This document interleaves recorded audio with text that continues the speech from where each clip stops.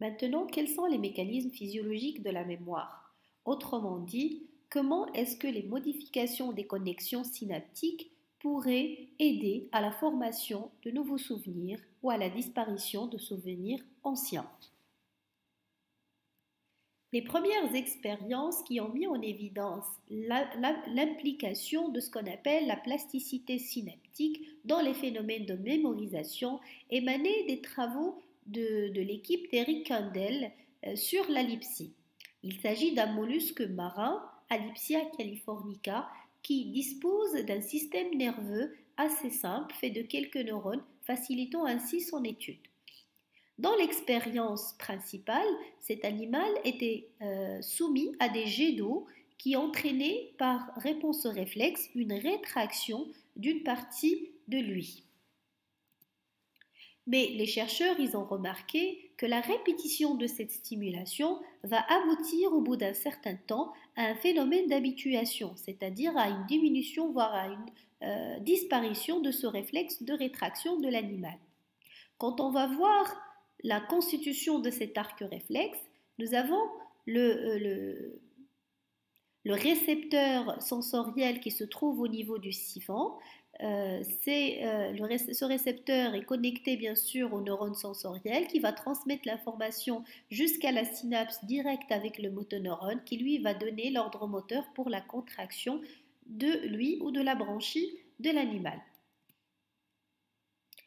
Mais l'apport considérable de l'équipe de Kandel dans le domaine de la mémoire, c'est qu'ils ont pu localiser où se produit la modification associée au phénomène d'habituation. En effet, par des enregistrements de fonctionnement synaptique, ils ont pu mettre en évidence qu'au niveau de la synapse entre le neurone sensoriel et le motoneurone, il y avait une diminution de la libération du neurotransmetteur suite à des stimulations répétitives aboutissant à une diminution de la réponse motrice qui a été qualifiée par ce phénomène d'habituation. Il s'agit là des toutes premières expériences qui ont démontré qu'un apprentissage ou la formation de nouveaux souvenirs était basée sur une modification du fonctionnement de la synapse. Ces travaux et d'autres ont valu à Eric Kandel le prix Nobel Physiologie Médecine en 2004. L'un des principaux mécanismes physiologiques associés à la formation de nouveaux souvenirs serait la potentiation à long terme qui a été découverte à travers des travaux de stimulation au niveau de l'hippocampe de la souris initialement, mais qui a été par la suite retrouvé dans différentes zones cérébrales, dans le cortex et le striatum. Ce phénomène correspond à la potentialisation ou à la promotion du fonctionnement d'une synapse par des stimulations répétitives précédentes. Je m'explique. Prenons l'exemple de cette synapse où le neurone D va recevoir une stimulation du neurone présynaptique A, mais qui va engendrer un potentiel postsynaptique excitateur qui ne va pas atteindre le seuil pour exciter le neurone D et générer un potentiel d'action. Mais ce que les chercheurs ont découvert, c'est que une stimulation répétitive successive de cette synapse va entraîner sa capacité à générer un potentiel d'action, même lorsqu'on refait par la suite une stimulation faible comme celle initiale. Ainsi, la répétition de la stimulation présynaptique engendre une diminution du seuil d'excitation du neurone postsynaptique de façon à ce qu'il soit capable de s'exciter avec une faible stimulation.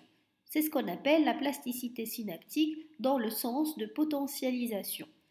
Et c'est ce qu'on voit sur cette figure.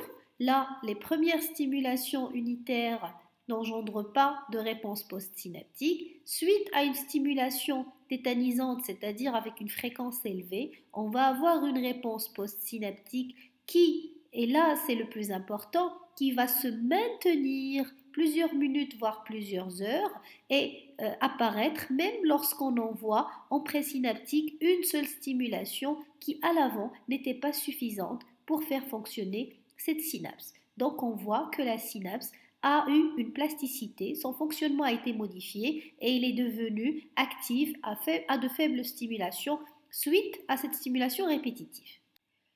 Ainsi, on pense que la répétition dans l'apprentissage va intervenir dans la consolidation des souvenirs par ce phénomène de potentiation à long terme. D'autres expériences ont montré que cette potentialisation peut également être obtenue par phénomène de sommation spatiale, c'est-à-dire lorsque le neurone postsynaptique va recevoir simultanément des stimulations de deux voire plusieurs neurones présynaptiques comme ça.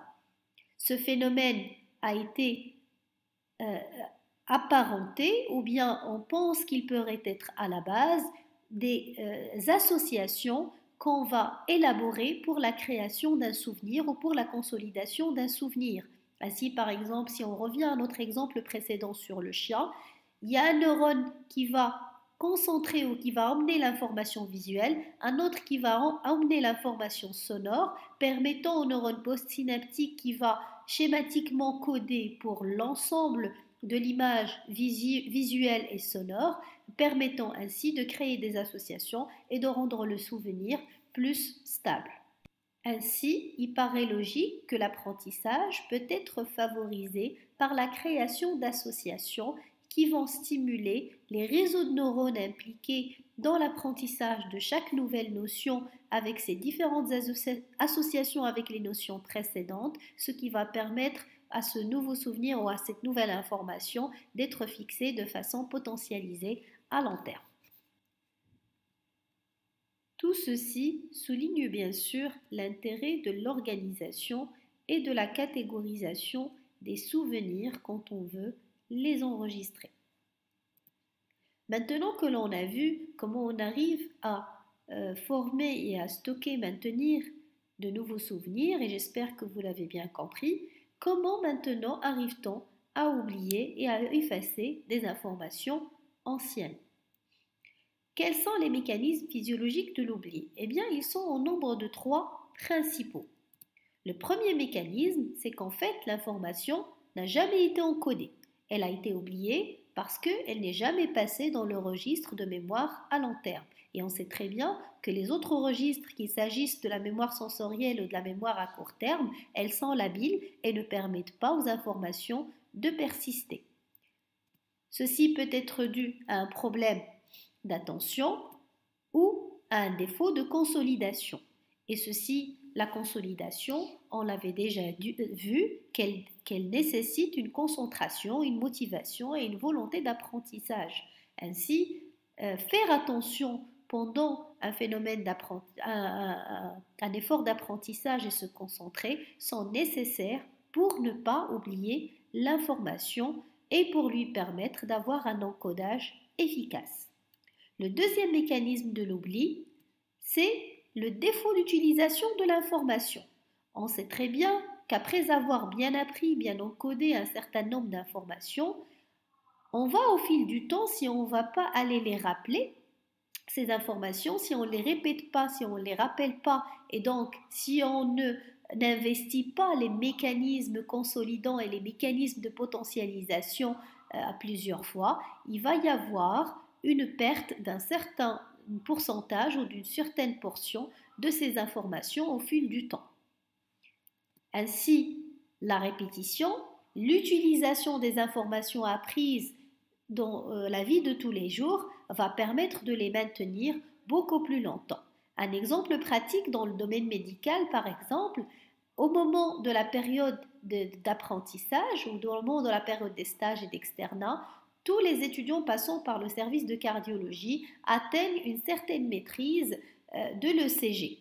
Mais par la suite, s'ils ne sont pas cardiologues et s'ils ne voient pas et s'ils n'ont pas interprété cet ECG de façon pratiquement quotidienne, ils vont finir par oublier les principes fondamentaux de cet examen, même si à une certaine époque, ils étaient complètement experts.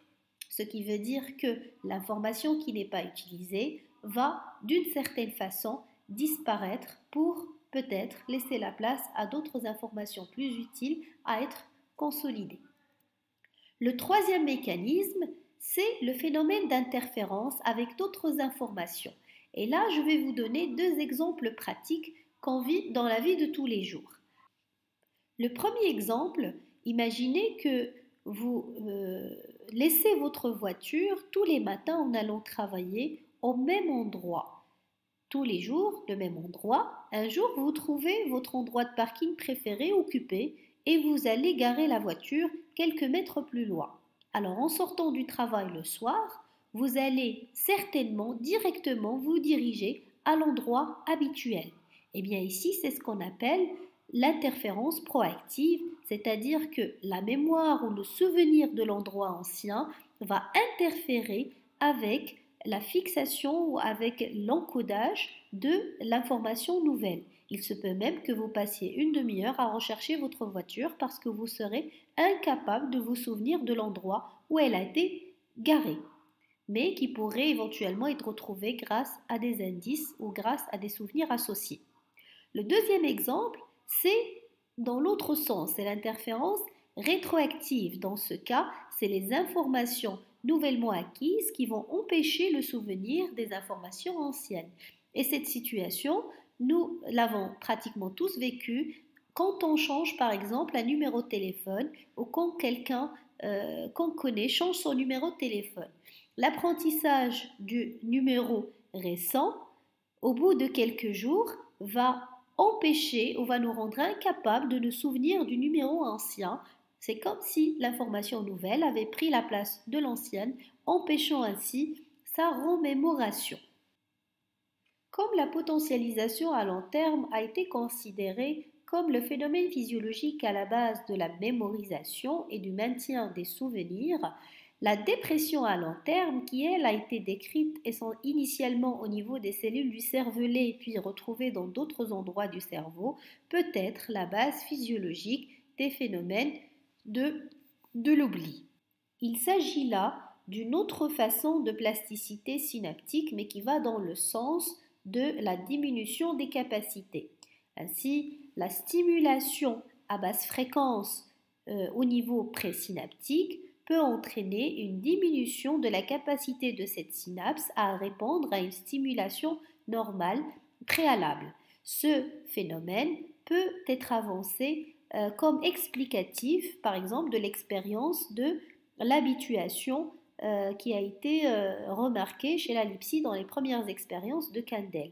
Mais aussi, ce phénomène est avancé comme étant possiblement à la base de l'oubli et de la diminution de l'efficacité de certaines synapses qui permettent de rappeler des souvenirs anciens mal investis.